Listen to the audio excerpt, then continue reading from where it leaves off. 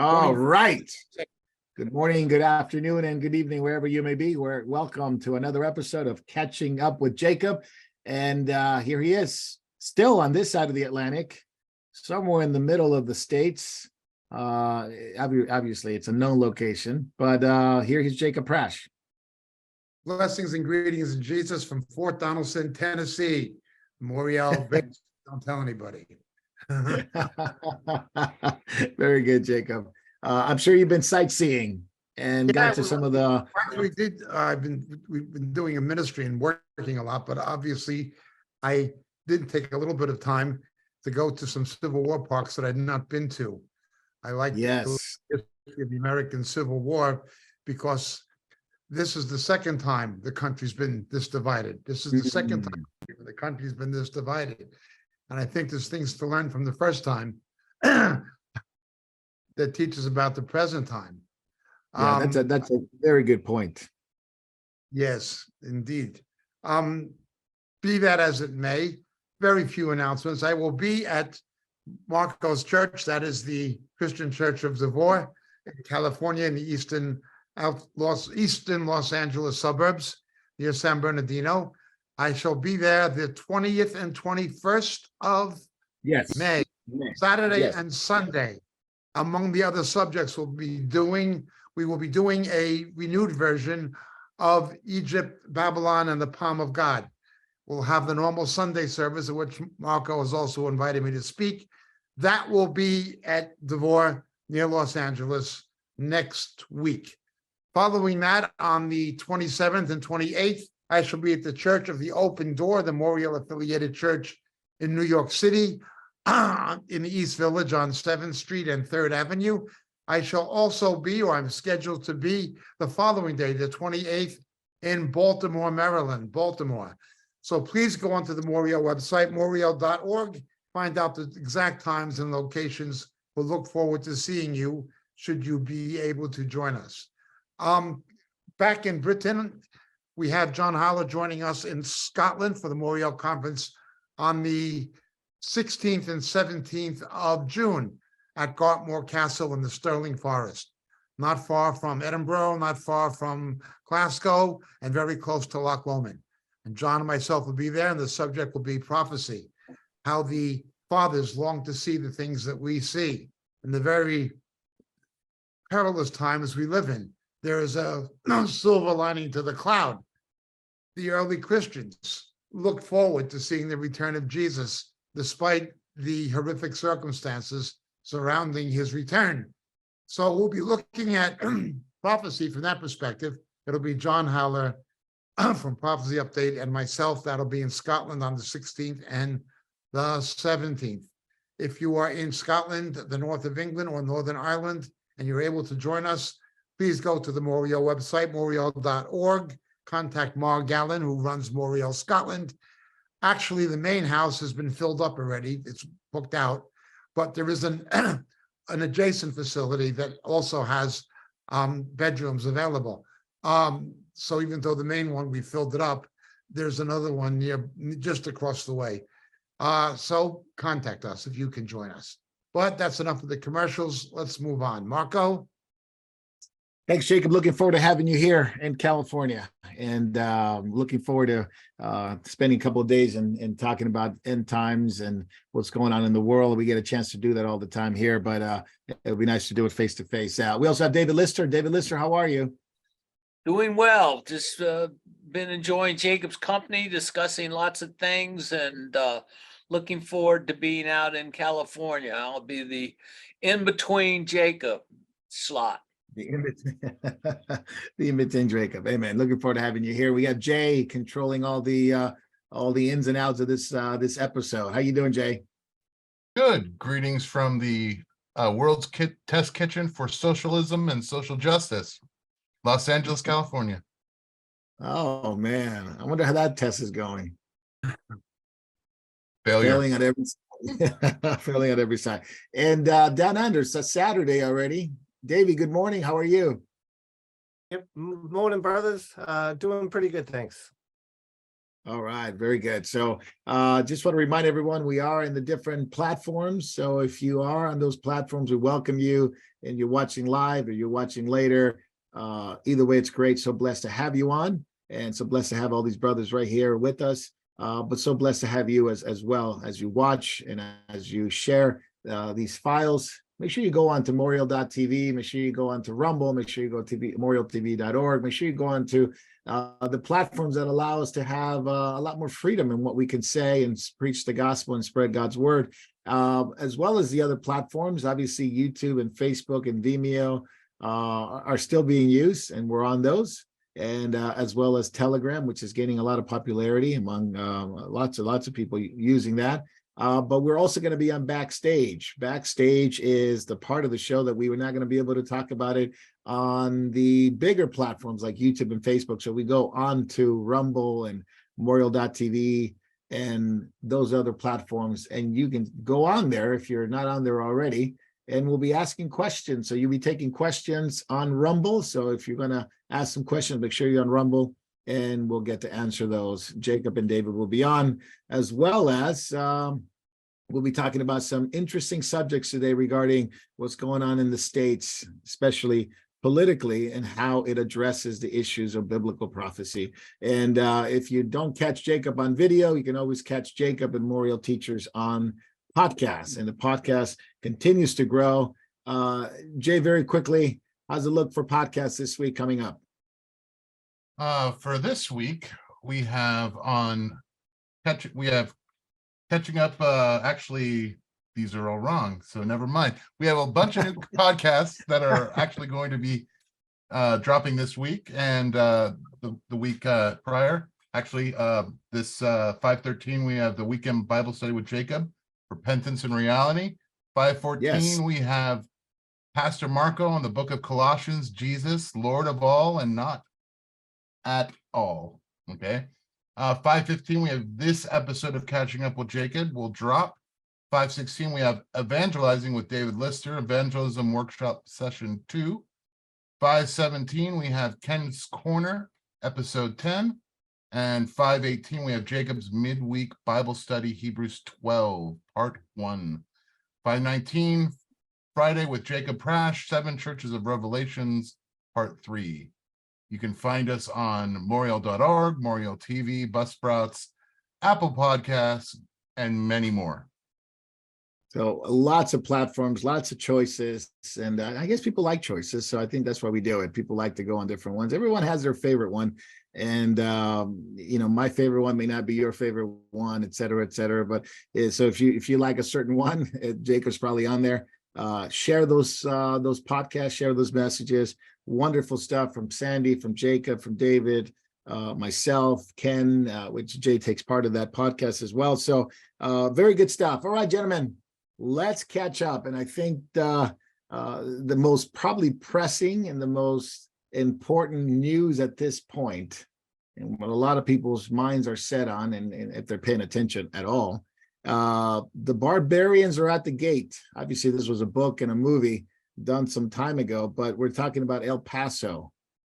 Jacob, Title 42 expired last night. I was up last night keeping track of the news items that were coming in, some of the local reporters on site, and it did expire. And as soon as it expired, I'm telling you, it just sounds like a movie, but buses started coming in from Jalisco, down from Venezuela. They were loading up, heading over this way to the southern border of the United States.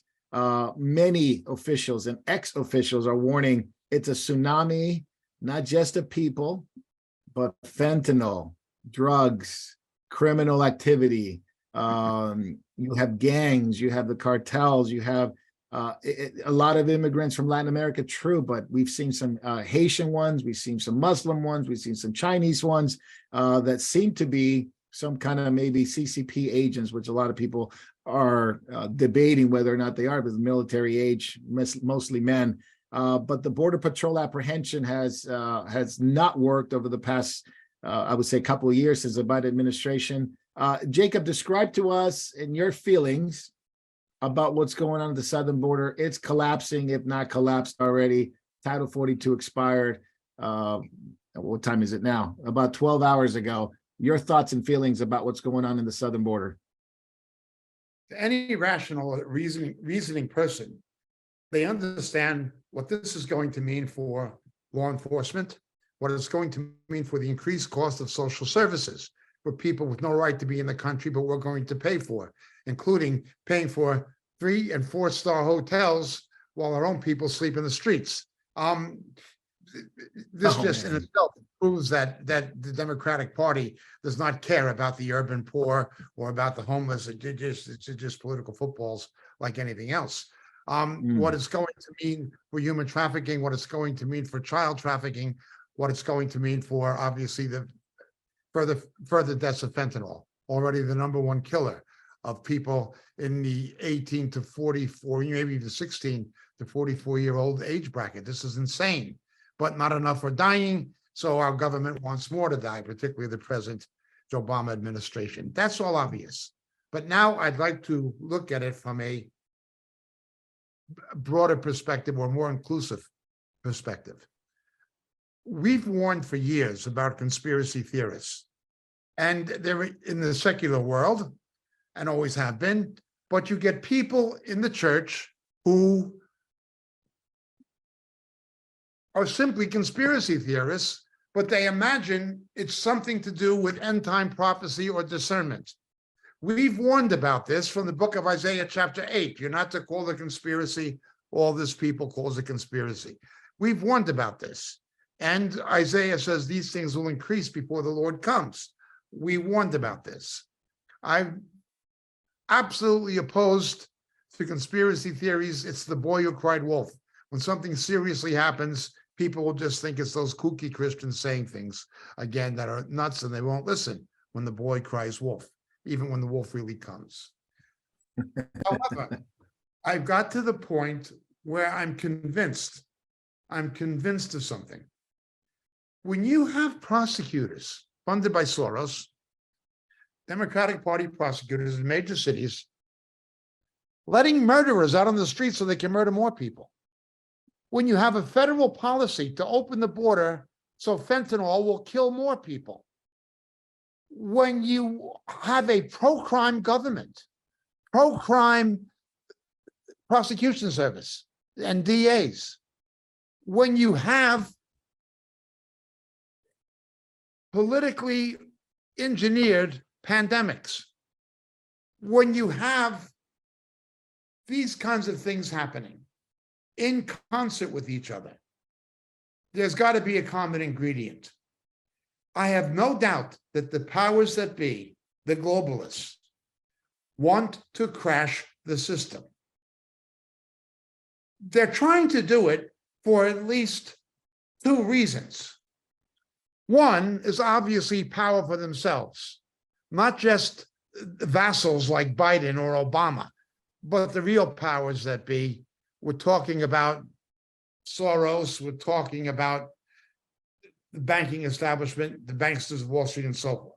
Okay, there's that. They want power, they want a neo-feudalism. They want to replace capitalism with a new feudalism. It's not really about socialism. They just push a pseudo-socialist agenda or socialist agenda to achieve their real aim, which is feudalism, power for themselves. Second reason is they know something bad has to happen.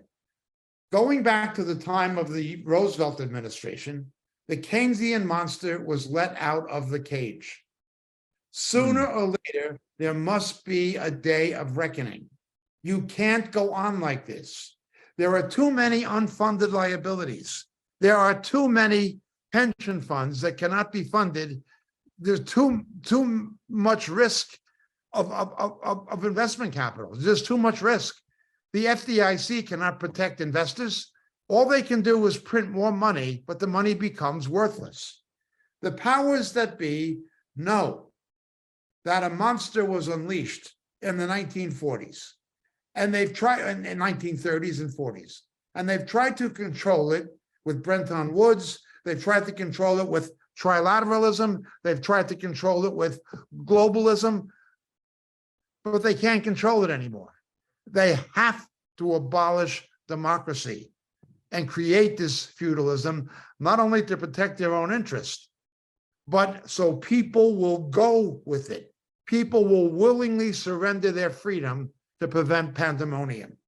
Hmm. That is on back of the climate hoax joke. There's always been climate change. That is what is on back of the pandemic hoax. That is what is on back of digital currency. That is what is on back of border policy and immigration policy. That's what's on back of a lot of these things, particularly the pro-crime agenda of the government, both state, local, and federal. That is what's on back of it. Now, we know as Christians that this is Satan, that this is Satan paving the way for the Antichrist. He's going to create a breakdown of the system, economically, politically, and socially, that people in desperation will follow anybody who will get them out of it. That's We've right. had hints of this. You had hints of this in post-revolutionary France when the people turned to Napoleon. You had hints of this in Weimar Germany when people turned to Hitler. You had hints of this with the rise of Mussolini in Italy. You've seen this happen before in different countries at different times. Now, however, it is happening globally. It's happening in China. They're going to the wall. It's happening in Russia. It's happening in the EU. It's happening in Britain. It's happening in the USA. It is happening globally. They are going to use the breakdown to create such pandemonium and even hysteria that if somebody comes up and says, I can save you, I can straighten this out, they're going to believe them. And that person will be the Antichrist, who will commence his agenda coming, as Satan always does, as an angel of light, but he's going to be anything but an angel of light, but he's going to come as one. He's going to try to look like a lamb, but he's going to speak like a lion. And he is going to attempt to counterfeit, to mimic the millennial reign of Christ. Initially, that's how he's going to suck people in. These people are sucked in already. There's nothing to stop it, including most of the evangelical so-called, whatever that means, church. There are not enough believers to be salt and light anymore. There are not enough believers preaching the true gospel anymore.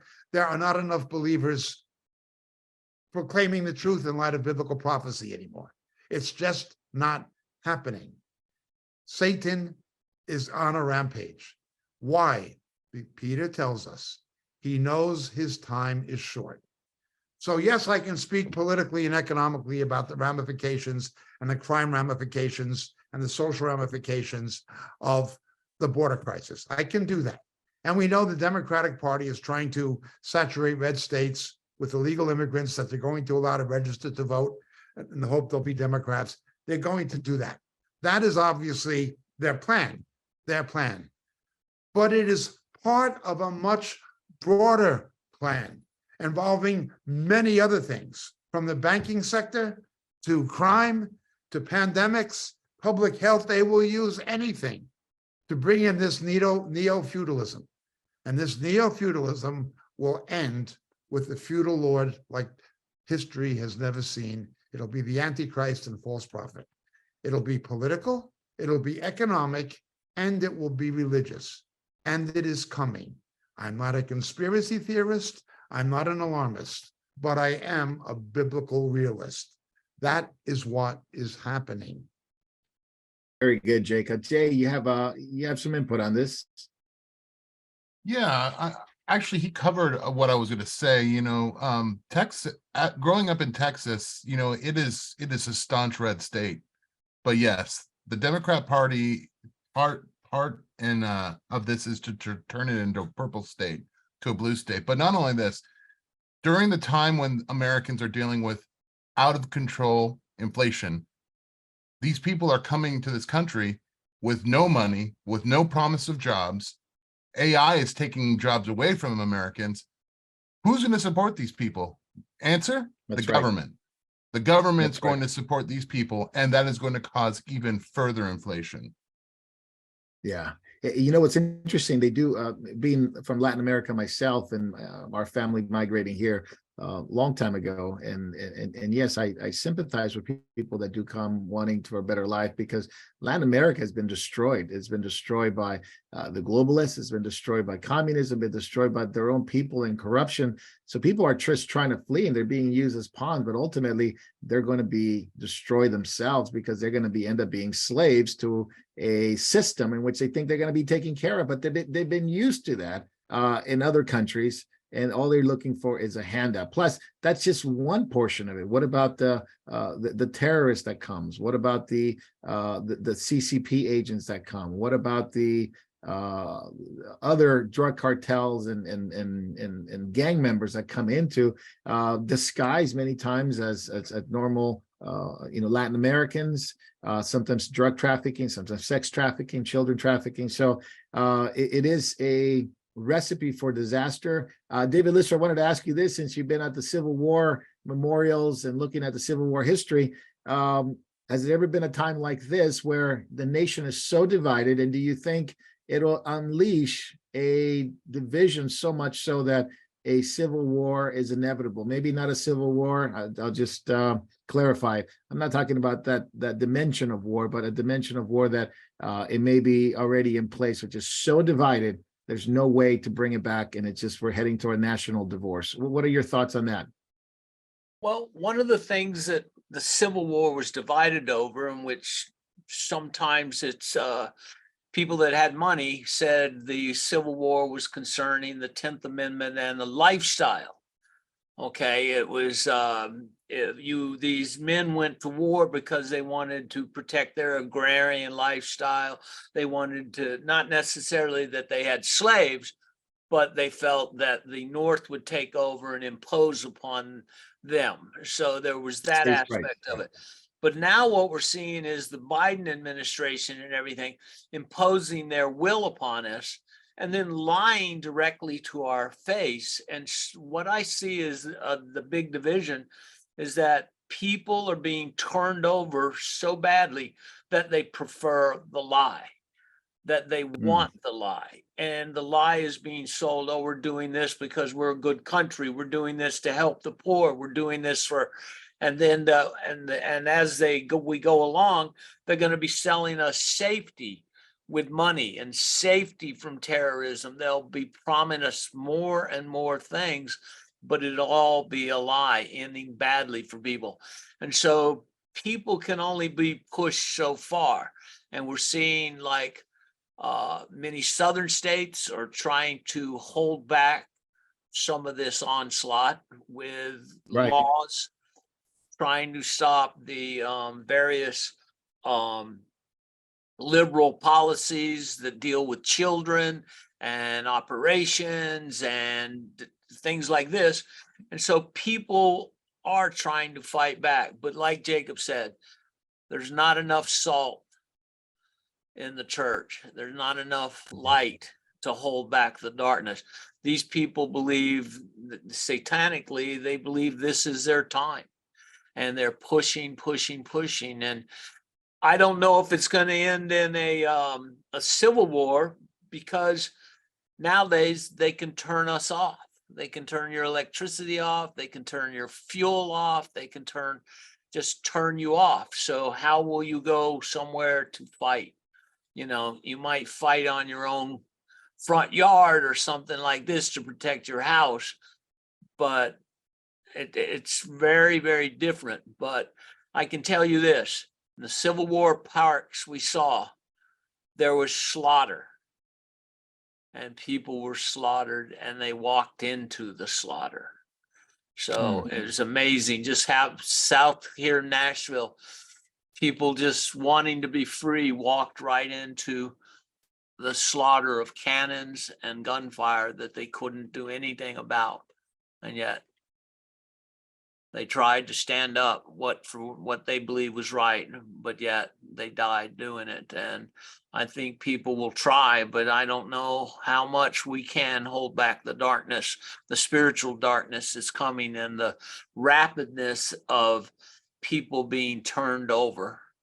I mean, I know what Jacob said is true. People wanted to see the coming of the Lord, but I don't know if they envision what we're seeing now as coming. You know, Yeah, don't desire the day of the Lord. yeah, you know. Yeah, don't desire the day of the Lord, said Amos. Just one quick thing regarding the lawlessness. Jacob, back to you. We talked about the gunfire that many Americans, many Christians don't even realize.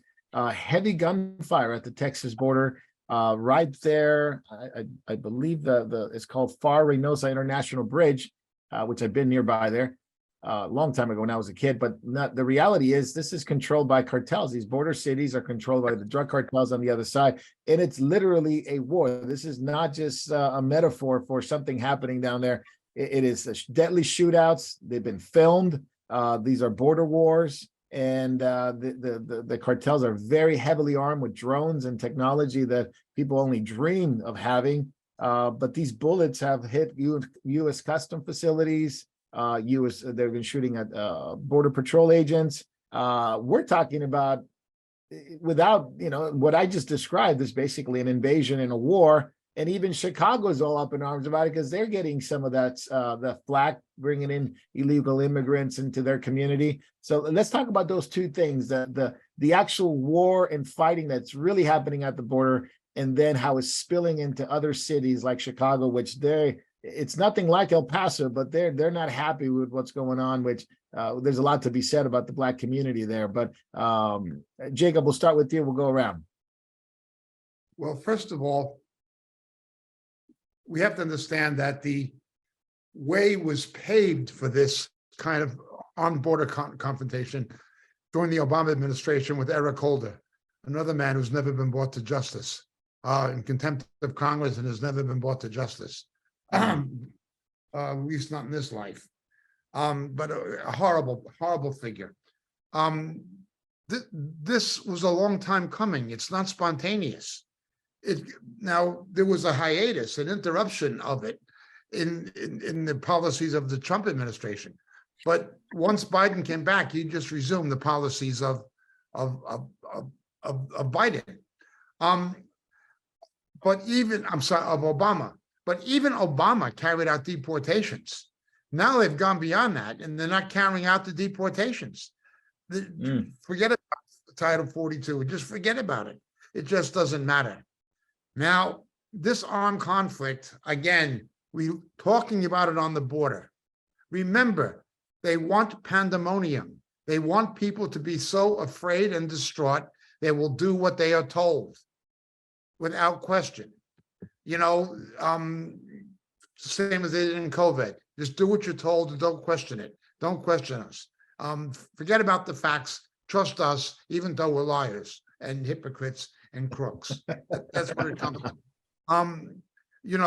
So defund the police. Okay. You can't have a gun yourself. Stop the Second Amendment. So the cops can't protect you. You can't protect yourself.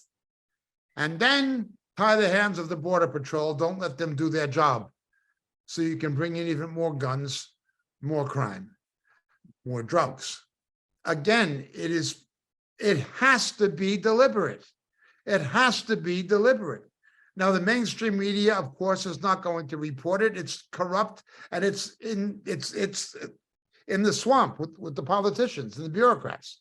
CNN and the networks and so forth, MSNBC, they're the voice of the swamp.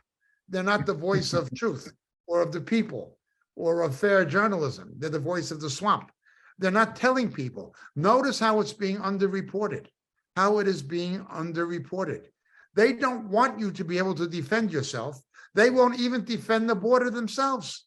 They just want this pandemonium. That's right. Open treason. It is open treason. Now in Chicago, you're selling out the foreign interests like China by doing it. Where's the fentanyl coming? Now, Lightfoot is up in arms about the fact that there's so many illegal migrants coming into Chicago, and even the Black community saying, we didn't sign up for this. They're going to take our jobs. They're going to take everything from us.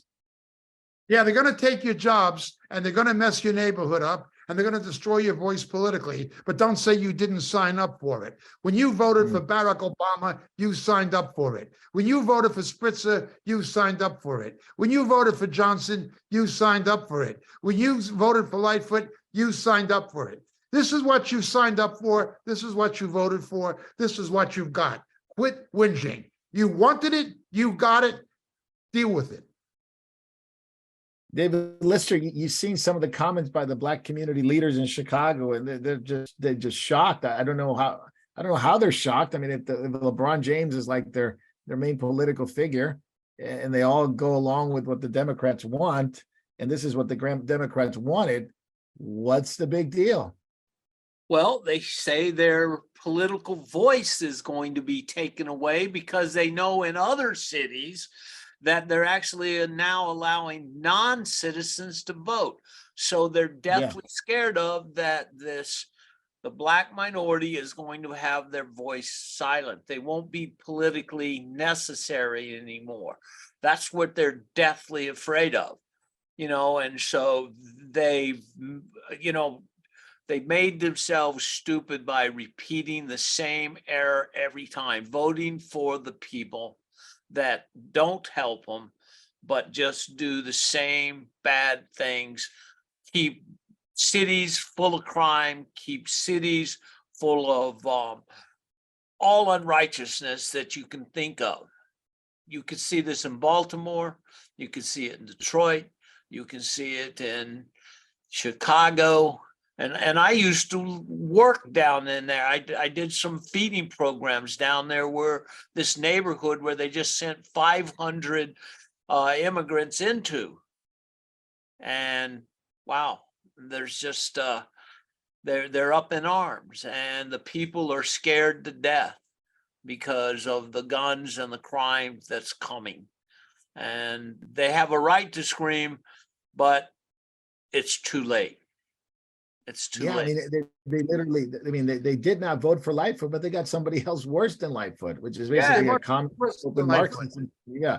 So it just befuddles me, the thinking, hey, we didn't sign up for this, but you did sign up for it. So in the Latin American community as well, when you have here in Los Angeles and California, they vote for stuff like this all the time, and they don't really.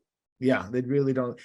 By the way, Jacob, you see Dianne Feinstein coming back to the Capitol Hill. I don't know where they dug her up from, but she looked really bad. She's 89. She's coming back, visibly decrepit, and yet she says she's got a few more years to go.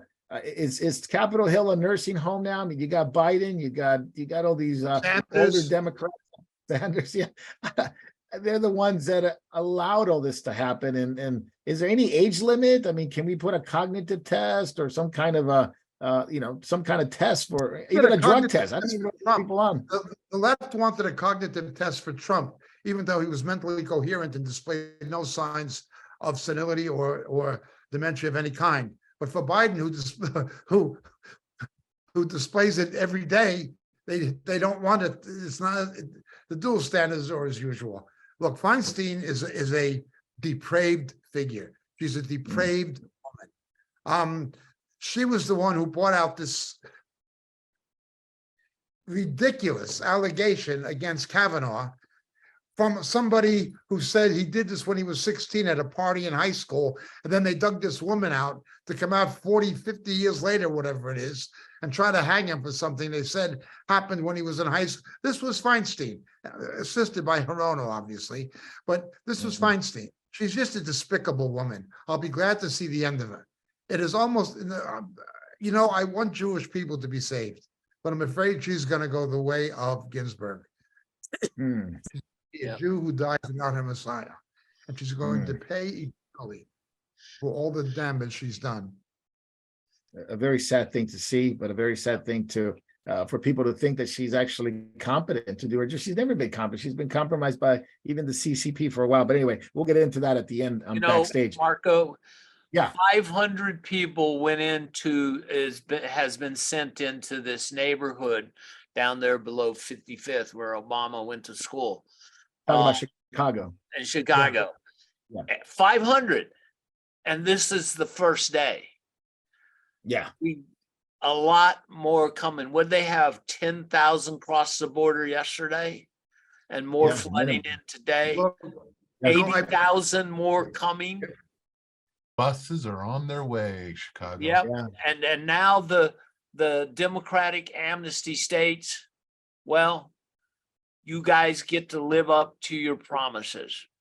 We're Oh, gonna man. see if You're what going to you're be a doing. sanctuary. Yeah, Yeah.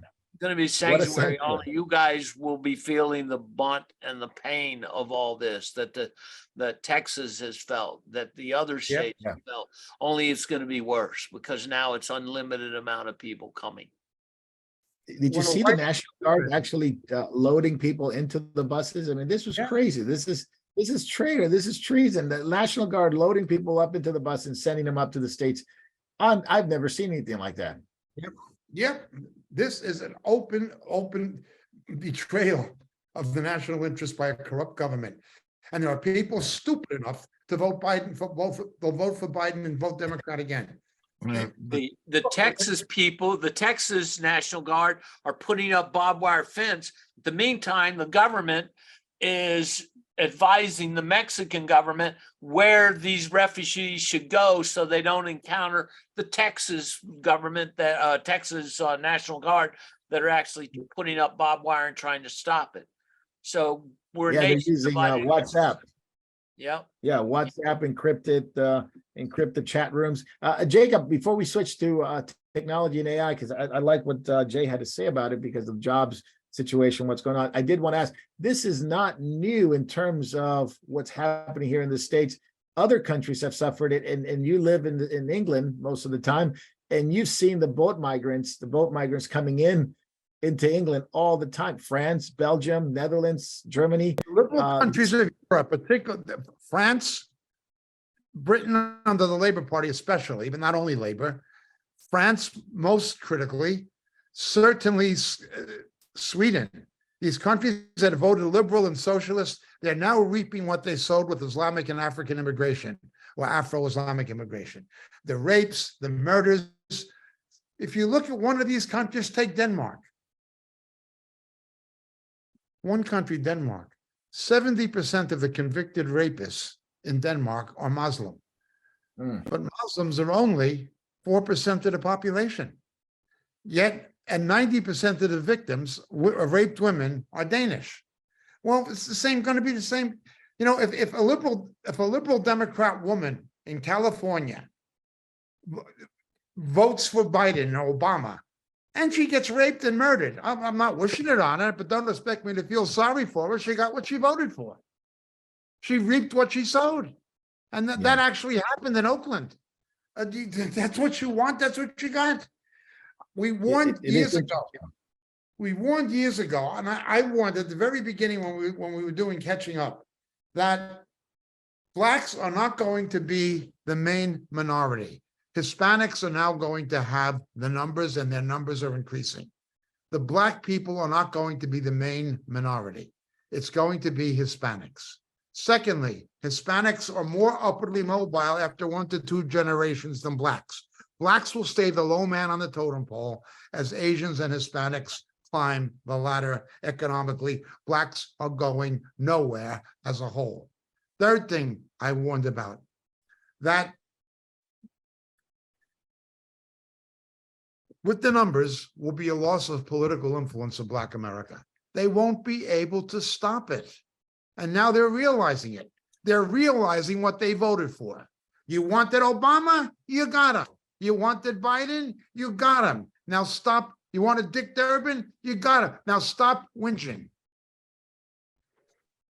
The One of the definition things- of insanity is to do the Yes. same thing and expect a different result.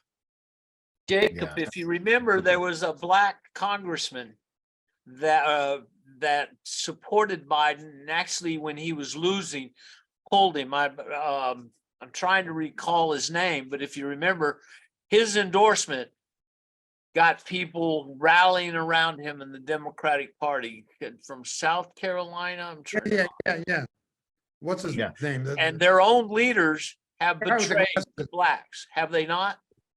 Of course. Absolutely. Of Absolutely. course. They are the It- sandbones. Let's switch gears real quick to technology and AI. Jay brought up the fact that the jobs are being taken away by AI. This is not a hyperbole. Well, one part of the industry, which is the Writers Guild, they're being replaced. They're on strike now, but it seems like they're not suffering. The industry is not suffering. AI is writing all the scripts, and music's being written by AI. But now you have other sectors that are being affected by AI, and this scenario. It's really interesting. And I watched an interview with someone that works with Elon Musk about, hey, AI becomes so powerful. Hopefully they keep us around, of course, tongue in cheek, but not so much tongue in cheek. Wendy's is putting in AI in their drive-throughs. This is a local, well, not local, but nationwide fast food place that you can order through AI. EU lawmakers are trying to regulate it, Jacob, and trying to be the first ones to have some regulation. I think the Pandora's box is completely open. They're not going to be able to put it back on. But this leads to other things. AI control cities, what they call the 15-minute cities, will be controlled by smart cities through surveillance, zero privacy. We've seen what China's done since 2016, 2017. Jacob, talk about it, then we'll go around. How much AI is going to play influence in society, finances, and of course, ultimately, we look at, as Christians, we look at this from a biblical perspective. How far are we in already? We know where it's going. How far are we in already? Yesterday, Elon Musk, I believe it was yesterday, said he believes that AI can become more intelligent than human beings eventually. Yeah. I'd just like to read from Revelation chapter 13, verse 14. He deceives those who dwell on the earth because of the signs which it was given to him to perform in the presence of the beast. This is the false prophet before the Antichrist. Telling those who dwell on the earth to make an image, an icon, Greek word icon, to the beast. In other words, not simply of, but to. It's an adoration, commemoration of him. Now listen, who had the wound of the sword and came back to life, counterfeiting the resurrection of Jesus. Let's look. And there was given to him breath to the image of the beast, that the image of the beast might even speak and causes many who do not worship the image of the beast to be killed. That word breath is psuke. It is like when God breathed on Adam, he became a living soul. In the person of Antichrist, the false prophet, and the person of the false prophet, Satan, is going to try to do what God did. Create a new species by putting his breath into it. Now that word is suke. In other words, you're talking about something that has a consciousness of its own. An automaton, a computer system that will be in an image, an icon that will have an intelligence of its own. This is frightening. This will be not just technology gone out of control. It'll be technology that is satanically commandeered. You are going to have a satanically commandeered super technology. It's going right for Revelation 13. Just look at where AI is now. It cannot take a very long time for this to happen. The pace at which these technologies are improving is incredible in itself. Remember, in Daniel, knowledge will increase, and that has a wide meaning, of course, but the pace at which it's happening, these things can happen very quickly. We are running out of time to fulfill our mission and to proclaim our message. The faithful believers only have a certain amount of time. This stuff is becoming imminent. Imminent. The technology will be satanically taken over and have a soul like an animal does. It'll not be a human soul, but it will be a soul. Some intelligence. Yeah, absolutely. One of the things that's really interesting, I don't know if you guys heard that chatbot GPT-4 can now be, can respond to you now via voice, and you could see an image of chatbot GPT. Before it was just a prompt. You just put in your prompt and you got back some words. Now you can see an image, you can talk to it, and you can it can actually respond to you via a voice, sort of like Siri or these other assistants, like Google assistants and things like that. So what is interesting is the makers of chatbot GPT, which is OpenAI, they didn't think this was going to be around until 10 years from now. But how quickly it has evolved, how quickly it's learned, how quickly it has the technology has increased, has even befuddled their own makers. And you know, we're not really making a hyperbole about this. As Jacob pointed out, it is moving very fast. And talk to anybody in AI, the developments of AI and its learning.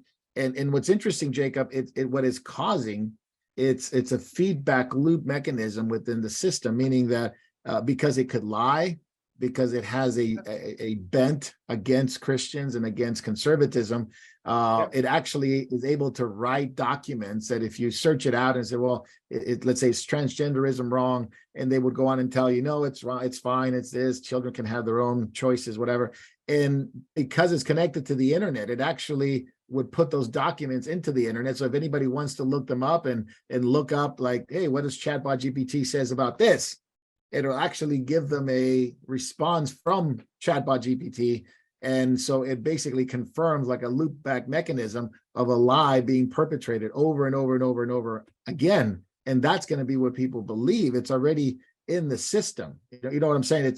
It's a feedback mechanism that it lies upon lies upon lies. And it's because it's made in man's image and likeness. And it eventually will have demonic powers. As Jacob put it out. Jay, I just want to go to you very quickly. Obviously, we talked about AI for a while. It's nothing new for us here, but what stands out to you when new developments come on and we look at how fast it's approaching and things that we've never thought it could do? But what impresses you? And impressing me doesn't mean it's a good thing, but what impresses you the most about AI and how fast it's going? Well, one thing that I wanted to mention, that if you ask an AI like chatbot GPT, tell me about Jesus, it won't give you anything. It will say, you know, he's a fictional character that Christians venerate, if you get that much. But if you ask, tell me about Buddha, they'll give you a list. You know, Buddha was a holy, Siddhartha Gautama was born in India and was a venerated holy man that everybody loved. So you can see the bias there. You know, it strikes me that fallen man has created something not in his own image. AI is not in the image of man. AI is in the image of what they want as a God. They want something that has, like you said, omniscience. It can see through all the eyes electronically. It can know everything about the person that it's looking at. This is crazy to the point where, you know, if you really want to know where we're heading, because again, it's going to do everybody's job for them soon. If you've ever read George Orwell's Down and Out in London and Paris, where it talks about the different classes of people that will be begging, from the person that sells flowers to the person who sells matches. These are going to be the only jobs that people have in the future. And then chatbot is going to, or AI is going to look at those people and say, they're loitering. You need to pick them up. And it's the same with, you know, you look at how they have everyone under surveillance now. You try to preach the gospel on the street, you're disturbing the peace. Arrest him. David, you and I watched that video. It was quite a few years already. It's pretty old now. In terms of, you know, when I mean old, it means more than 3 years or something like that. Because the technology and data comes in so fast now. But this was China when they were testing out, which is very prevalent now, their social credit score, Skynet, I mean, back then we were trying to shout from the rooftop, hey, China's doing some crazy stuff and it's going to come to the West. Not a lot of people paid attention to it, but hopefully now people pay attention to it. They call it Skynet, but now we have 50-minute cities. We have 600 million surveillance cameras, half of the world in China and developing in other countries like Britain, the United States. It's going to be impossible to hide. It's going to be nearly impossible to hide. And if you're considered an enemy, because that's what they were talking about, we can apprehend all these criminals. It just depends what their crimes are. This surveillance is coming to smart cities, developed in the West. How do you explain this to Christians who may or may not be aware or may not even be caring about what's coming, but they honestly should be knowing what's coming and preparing themselves spiritually? Well, people are asleep, and even in the church, and we get people, I talk to people about evangelizing people, and I hear too many Christians are saying, I don't want to hear it, I don't want to see it, I want to talk about it. So there's this great apathy among people who call themselves the church and Christians.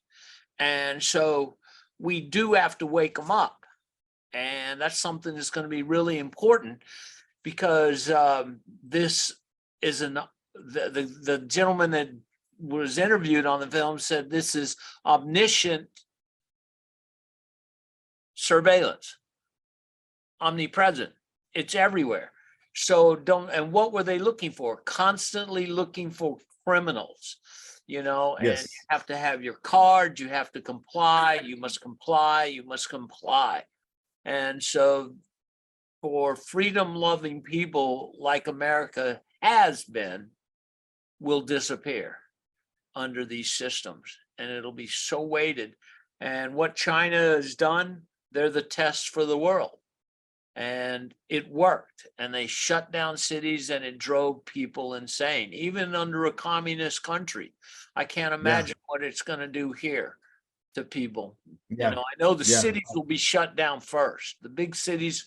Now you've got the mass part of your nation under control, and 15, like you said, 15-minute cities. You can only go this far, this many blocks, and you have a machine that tells you, you put your card out there, you can't go past this place, can't go past this place. If you do, you've been surveilled, and now you're a criminal. So it's forced compliance, no more free will. No more amendments. It's the destruction that is coming.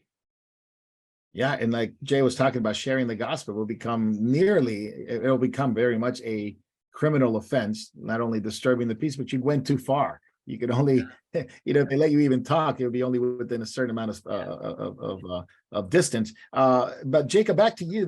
This comes with other things. It's not just surveillance. It's not just the criminalization if you're spotted on facial recognition, but also it comes with incredible control of finances, the CBDC. And this is it's become a buzzword, but not a lot of people are concerned about it. I think people know, but they go on about their lives. The CBDC is coming from England to Europe to America, which just seems to, some states are fighting it. Israel has the Icebreaker project. That it's been a test pilot for the world. Basically, Norway and Sweden were part of the border crossing, cross-border payments.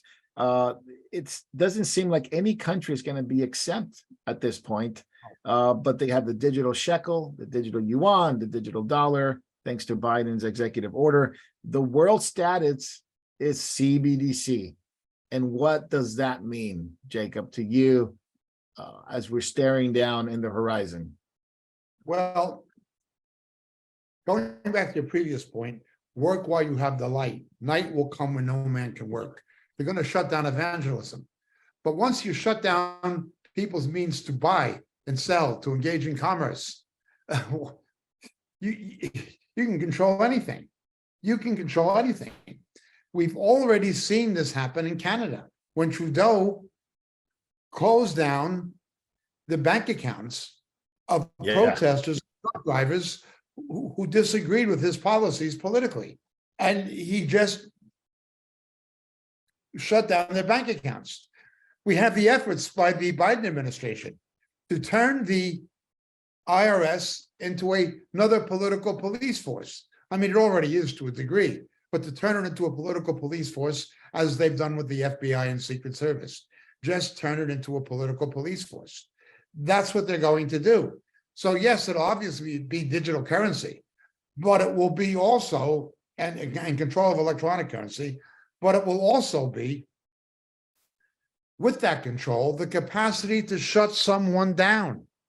Already, the corrupt IRS, which is a corrupt anti-American agency that needs to be abolished, ideally. The corrupt IRS was able to impound money of small businesses with no court order, with no hearing. They were just saying, oh, you paid in $9,000 twice, you have to report 10. We believe you're stacking. And they just went in and confiscated the bank accounts. This is how corrupt the federal government is and how out of control it is. One person, I think, who is watching this and telling us the truth, and I think people should listen to, is Rand Paul. Both the senator and his father, they are warning about what the government is really doing in this realm. The federal government has this deep state, and they want to integrate the IRS into it. And that's what's happening. It's going to be integrated into the deep state, same as the FBI, same as the intelligence community. It'll just be another arm of the deep state. And that's what's happening. But remember, they've already done this in Canada. They've already done things like this on very spurious grounds without court order in the United States. Yeah. Jacob, what about that Jamie Dimon story you were telling me? What he shut down, the JP Morgan He's a shut horrible down. figure anyway. He's a horrible figure anyway. But yeah, the company emails were, I guess, leaked, and they were looking to closing bank accounts of pro-life mothers as potential terrorists. Now, any pro-transgender, whatever, that they're okay. But anybody who is a mother, who is anti-abortion, pro-life, has a baby, loves babies, knows what abortion is, who'd want to kill their baby, and they're thinking, this is grounds to suspect somebody of terrorism and close their bank account with no, again, with no litigation, with no legal process, with no judicial process, just the say-so of a corrupt bank. Well, who's running JP Morgan? Jamie Dimon. Jamie Dimon he's a Greek American. He's a Greek descent. And he reminds me of Onassis in Greece. He reminds me, he's a different kind of banker. He's not a JP Morgan type banker or a David Rockefeller type banker. He's a different kind of banker and a very dangerous one. Davey, I wanted to go to you. Obviously, Britain, EU are going cashless. They want to get rid of cash, but Australia seems to be even leading that pack, as well as carbon emissions within the financial system. So they're marrying the issue of climate change with financials, with IDs, with lockdowns, with CBDCs. What do you see there? Because people sometimes don't believe it. People just say, well, you say this theoretically, but I actually know you, and you actually tell me a lot of stuff that's going on there, and it is no hyperbole. It is something that they're doing. But what do you see going on in Australia? Okay, well, the last figure that I heard, basically over 40% of Australians now, over 40% of the Australians now don't carry a physical wallet. They don't carry physical cash. They rely on their digital wallet. So especially the younger crowd, they're all relying on the digital wallet now.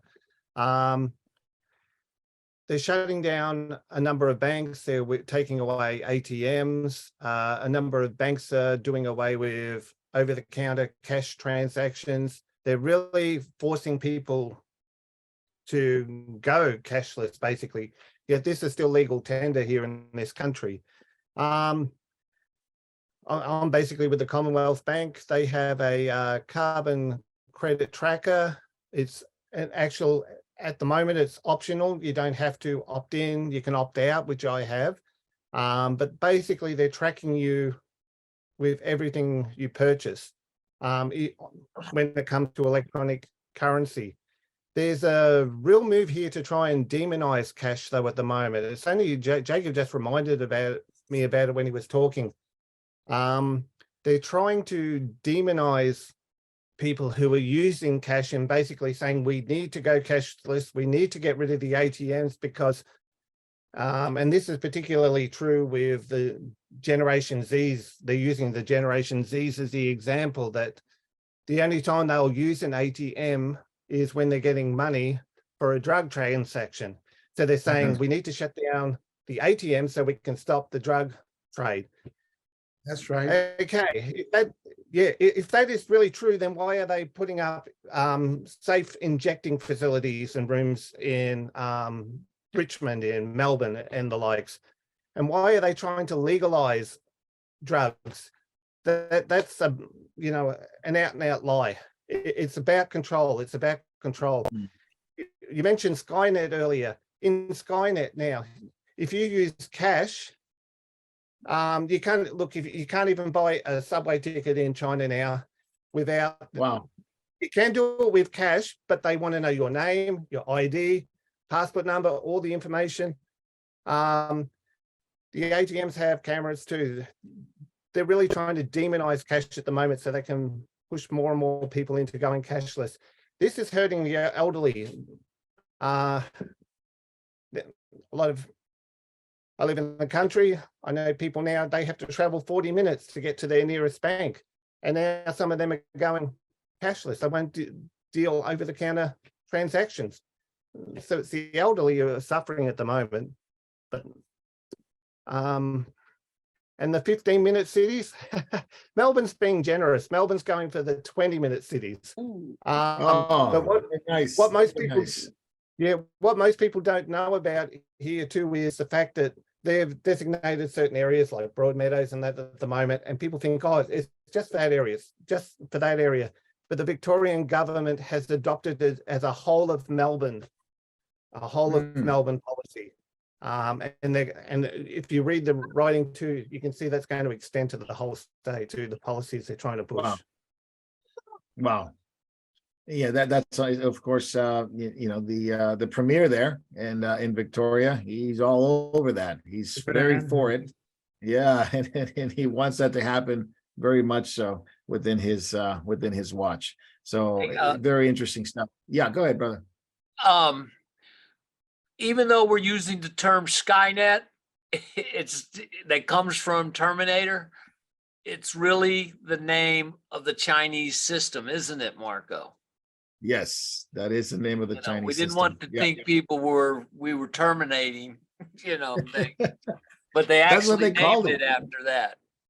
And they said it was good. They said it was actually good, and kind of reminds me of a message we did a long time ago. Beware of the new good. What do they call good? Well, it's good that we don't have any Christians here. That would be a good for a lot of people in the world. And let's switch gears real quick as we're winding down regarding wars and rumors of wars. And I want to go straight to Israel because Israel is under severe attack.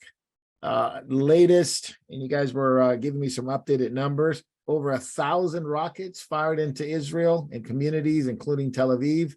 And they're fired, of course, by the Palestinian Islamic Jihad, which is controlled by Iran. And Israel's defending itself and going after the terrorists. There is an Israeli fatality from the Jihad rocket, but there's been some terrorists who've been killed. I think today there was 2 more Palestinian Islamic Jihad commanders killed in Gaza. The efforts of Qatar, Egypt, EU, Washington, to get a ceasefire has not worked. Operation Shield and Arrow by Gallant and Netanyahu are still on today, and they're defending their country.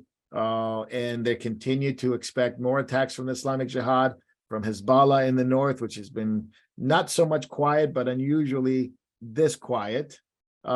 Jacob, you were just there not too long ago. What's going on there now? And it's getting more and more inflamed. It used to be that you go periods of times without attacks. Now it just seems to be every other month, every other week. It's increasing. Yes. Other nations are involved. Iran just has a free carte blanche to do whatever it wants. It's meeting with Russia and Turkey and Syria. And there just seems to be no Western country who is coming on behalf of Israel and saying enough is enough. We're not going to put up with it. Israel's on its own. Jacob, what do you think? Well, first of all, something is happening now that has not happened. Some of the rockets, not a lot, but some of the 1,000+ rockets that have fallen have hit Gush Etzion, which is the southern suburbs of Jerusalem. Whoa. Islamic terrorists don't usually fire at Jerusalem for fear of killing Muslims in East Jerusalem or even on the western outskirts of Jerusalem. Also, they've hit Bet Shemesh at the foot of the Shvilah, the area between the mountains of Judah and the coastal plain of Sharon. This area was Samson and David and Goliath things, Bet Shemesh. So they're hitting closer to Jerusalem. That's the Wow. first thing. Second thing, Iran is saber rattling and getting more aggressive, of course. But what the Israelis are trying to avert is Iran orchestrating a proxy attack via Palestinian Islamic Jihad from the south in Gaza and from Hezbollah in southern Lebanon, which it also controls in league with Syria. Notice the Israelis have regularly been hitting Iranian and Iranian-backed targets inside Syria. But the real fear is the humongous number of Katyushas and other rockets that are deployed by Hezbollah with Iranian advisors in southern Lebanon. So the Israelis are afraid of an attack from the north and an attack from the south occurring simultaneously. Therefore, That's they're right. trying to neutralize Gaza because it's easier to do both strategically and politically. There's also been increased deployments, not only of Iron Dome, but of the upgraded version, it's not even a version of it, but the upgraded short-range rocket interception system called David Sling. David Sling. That's right. Yeah, That's those right. things are deployed more widely in Galilee and in southern Tel Aviv. They've hit Rehovot, which is a suburb of Tel Aviv. I've been to Rehovot many times. There's a fellowship of believers who meet in Rehovot. So they're getting quite aggressive, the Palestinian Islamic Jihad. But there is the third factor that the media is not reporting. There's always something that they're not telling you. The Palestinian Authority, which is a de facto terrorist organization itself. It's Ashav, it was called in Hebrew. It was Yasser Arafat's organization, renamed Palestinian Authority after Oslo. They're terrorists themselves, and they're certainly pro-terror. They're grooming children in their schools to be suicide bombers and the rest of it. Yet the West, particularly the Biden administration, likes to fund them and give them money. But they are afraid of a Hamas takeover in the West Bank. Hamas took Gaza away from the Palestinian Authority, which was enabled through the corruption of the Palestinian Authority, who were pilfering tens, if not hundreds of millions of dollars in international aid given to build an infrastructure for the people of Gaza, but it was stolen by Arafat's henchmen. Hamas comes to power. Now, what Hamas is doing to the Palestinian Authority in the West Bank, Palestinian Islamic Jihad is doing to them in Gaza. Hamas is afraid that the Iranian-backed PIJ will do to them in Gaza what they did to the Palestinian Authority in Gaza and what they're trying to do to the Palestinian Authority in the West Bank. So notice you're not seeing any complaints coming from Hamas right now. Right. Hamas wants the Israelis to do their bloodletting for them. They want the Israelis to take out Palestinian Islamic Jihad. Now, this in turn involves not only political struggle, but it's the religious struggle between Sunnis and Shias. There is the Sunni Shia divide. Hamas is still very much in the pocket of the Muslim Brotherhood, which Barack Obama wanted to keep control of. Obama had a pro-terrorist policy, even though Hamas is the military wing of the Muslim Brotherhood. The Muslim Brotherhood are the ones who assassinated Anwar Sadat. In Egypt, yeah. Obama wanted them to keep power in Egypt instead of General Sisi. Obama was a total pro-trader, anti-American foreign policy and anti-Israel foreign policy. He was pro-terror, and he had pro-terror policies with both Muslim Brotherhood and his dealings with Iran. And that's been continued by Biden. But right now, the Palestinian Authority feels threatened by Hamas in the West Bank. Hamas feels threatened by the Palestinian Islamic Jihad, that is Iran's proxies in Gaza. So that's what you're dealing with. Very fascinating stuff. Jacob, what about Nakba Day? They're making a big deal about this coming up They on always Monday. It means disaster in Arabic. The Yeah, it's the disaster. day after the independence, May 14th, right? UN partition and establishment of Israel, Israeli Independence Day. This is called the Nakba. The term has also been used in connection with the reunification of Jerusalem following the Six-Day War. Yeah, 67. You have a congresswoman here.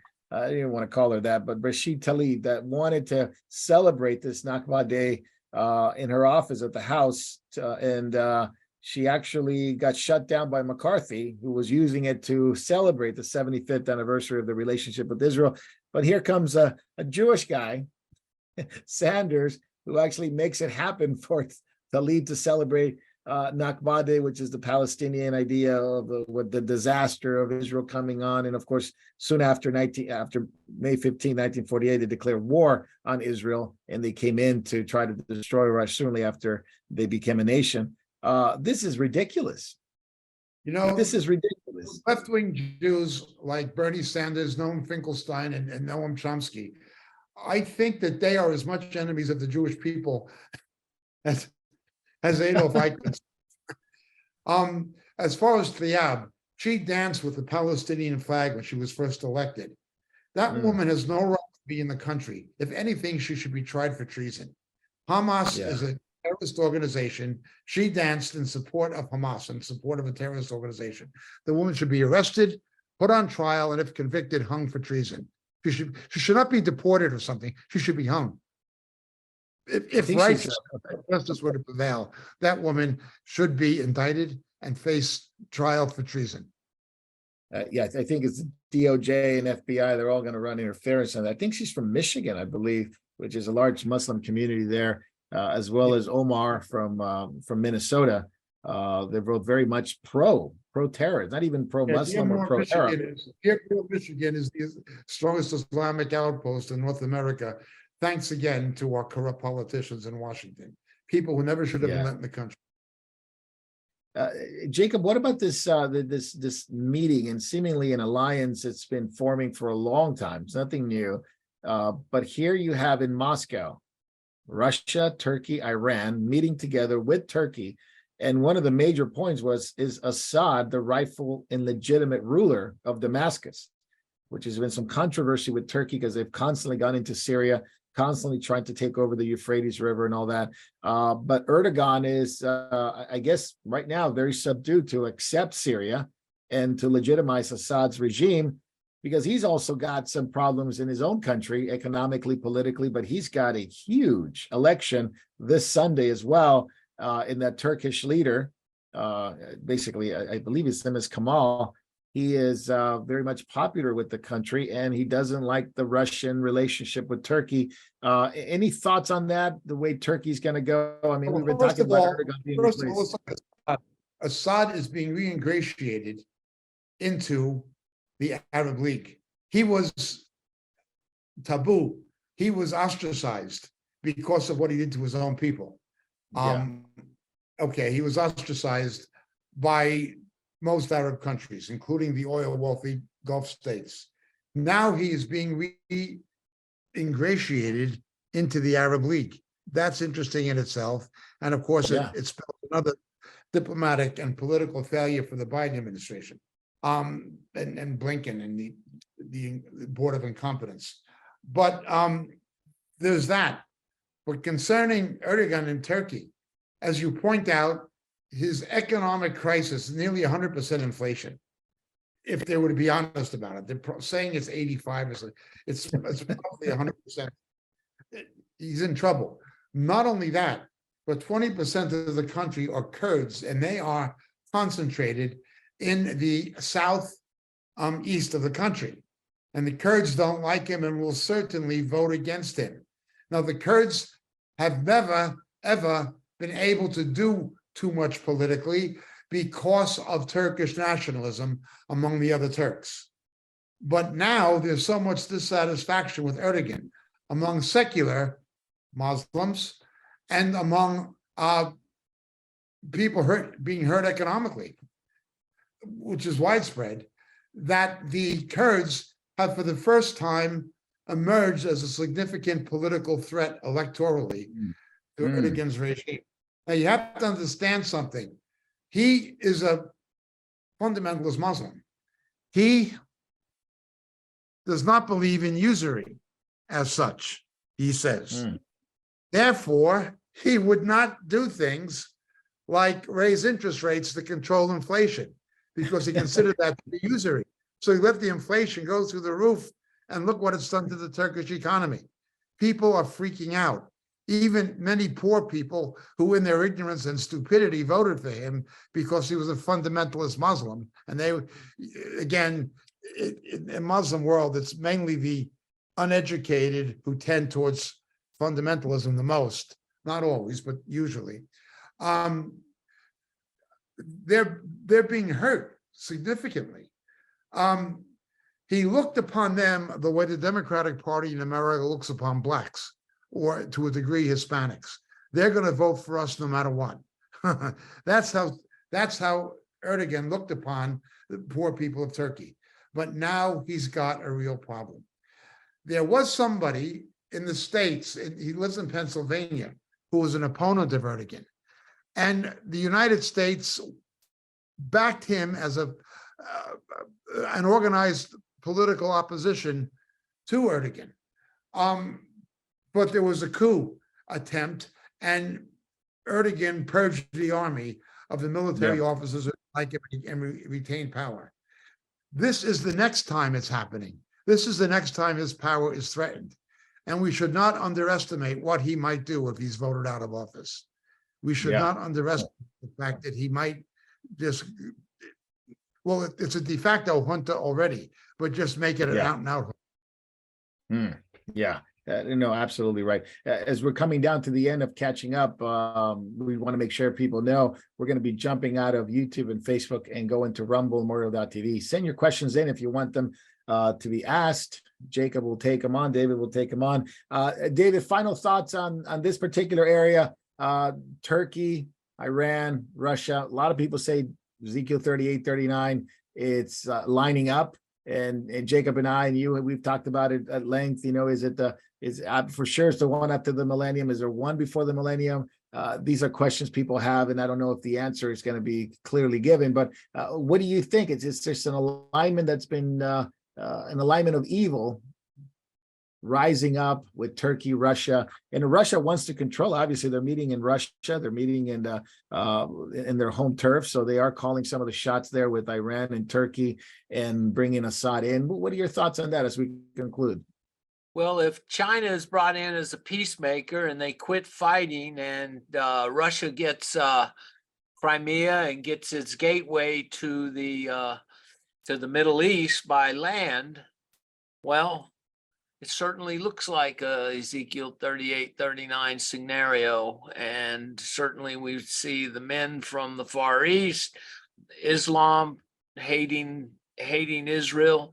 But Turkey, I believe Kemal seems to have a pretty good platform of an opposition of Erdogan. Yeah. So is this he's pretty popular. I would ask Jacob, do you think this guy could be like a Trump to stop him because he's promising to let up on the curbs that Erdogan's done. He's promising more freedom. It and would be stuff. an answer. If it does, it would be an answer to prayer, particularly because he's anti-Putin, which means he might close the Dardanelles Right. to Russian military vessels. That would be the best case scenario. That would be a best case scenario, but it would, of course, not be congruous with anybody who's expecting this to turn into a Gog and Magog scenario in the short term. Yeah, that would. Yeah. So, well, we'll keep that in prayer. I think his first name is Kamal. And Kamal, I yeah. don't know how to pronounce his last name, so I'm not going to botch it. But I think it's important that you have to understand Turkish history to appreciate electorally. The founder of modern Turkey after the collapse of the Ottoman Empire was Kemal Atatürk. Ataturk, yeah. Born in Greece, but he was the founder of modern Turkey.